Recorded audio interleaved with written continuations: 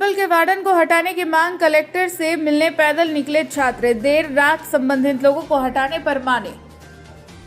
बड़वानी निवाली के एकलव्य छात्रावास के 100 के करीब बालक बालिकाओं ने समस्याओं से त्रस्त होकर प्रिंसिपल व वार्डन को हटाने की मांग को लेकर कलेक्टर से मिलने बड़वानी की ओर पैदल कूच कर दिया।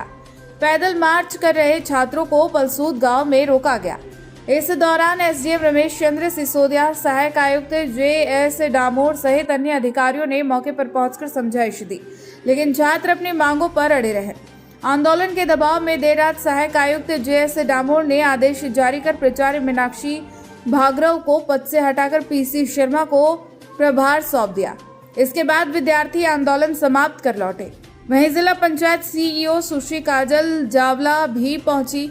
यह पूरा घटनाक्रम मंगलवार रात 9 बजे तक चलता रहा।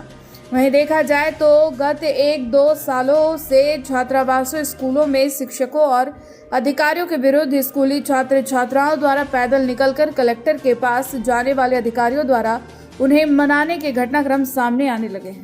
मेरा नाम राजेश है, मैं कक्षा 9 में पढ़ती हूँ। एकलव्य आदर्श आवासीय विद्यालय निवाली कुशीनगर से आए हैं हम। थोड़ा नीचे से आया। सर, हमको संतुष्टि नहीं है इनसे।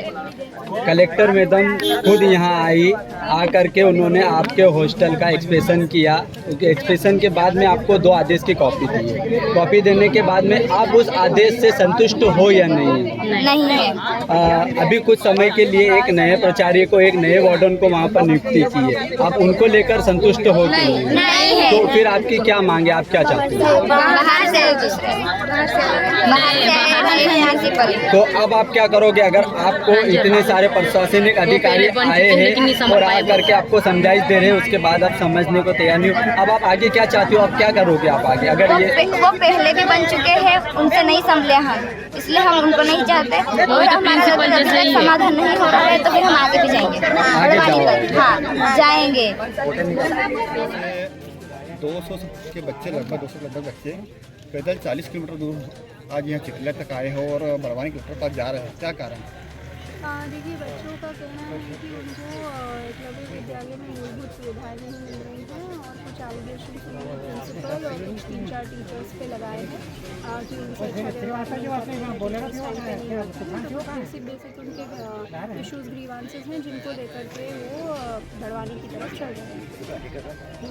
मैडम, अभी तक क्या आदेश दिया गया? देखिए, बच्चों को समझाइश दी गई हो और हॉस्टल में जाने वाली टीम के साथ रेवेन्यू की, फूड सेफ्टी की और फूड की टीम के साथ इंस्पेक्शन भी कर लिया है, सैंपल्स भी ले लिए हैं, पंचनामा भी बना लिया है और जितना भी सभी इश्यूज़ बच्चों ने बोला था उनके विषय में वहाँ पर जो हॉस्टल में बच्चे भी अवेलेबल थे उनसे चर्चा भी कर ली है। तो प्रथम दृष्टया कुछ एलिगेशंस बच्चों को इसमें सही पाए हैं, जिसके आधार पर हमने कार्रवाई के लिए हम 2 दिन के अंदर उनकी रिपोर्ट भेज देंगे।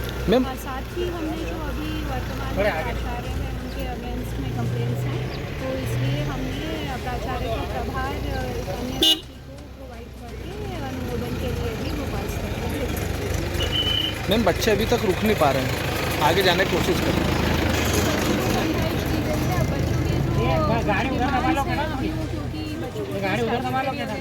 सर्च करते हुए जा रहे हैं, समझ नहीं पाया, लेकिन जो उनके मुख्य बिंदु थे उस पर हमने इमीडिएटली एक्शन लेकर उनको कर भी लिया है पालन। तो अब उनके पास कोई ऐसा कोई इशू नहीं होना चाहिए इसकी वजह से। मैडम, लगातार हॉस्टलों में इस प्रकार से अनियमितताएं पाई जा रही है, इसको लेकर आप क्या कहोगे? देखिए, हॉस्टल भी अलग अलग लेवल्स के हॉस्टल होते हैं और सभी लेवल के हॉस्टल के लिए कमिश्नर सर ने एक आदेश जारी किया है, अलग अलग टीमें गठित की है और रेगुलरली भी एडमिनिस्ट्रेशन में इनकी जांच होती रहती है और जो भी निकल के आते हैं उन पर कार्रवाई होती है। अभी इस सत्र के लिए सभी लेवल के हॉस्टल, चाहे वो जिला मुख्यालय के हों, आश्रमशालाएँ हों, इसी ट्राइबल के हॉस्टल्स हों, डीपीसी के हों, सबके लिए अलग अलग जांच दल गठित किए गए हैं और उनको 31 जुलाई तक अपनी रिपोर्ट सबमिट करने के लिए आदेशित किया गया है। तो जब एक बार सभी जाँच हो जाएंगी, उनमें जो बिंदु आएंगे उन सब पे हम करेक्टिव एक्शंस लेंगे।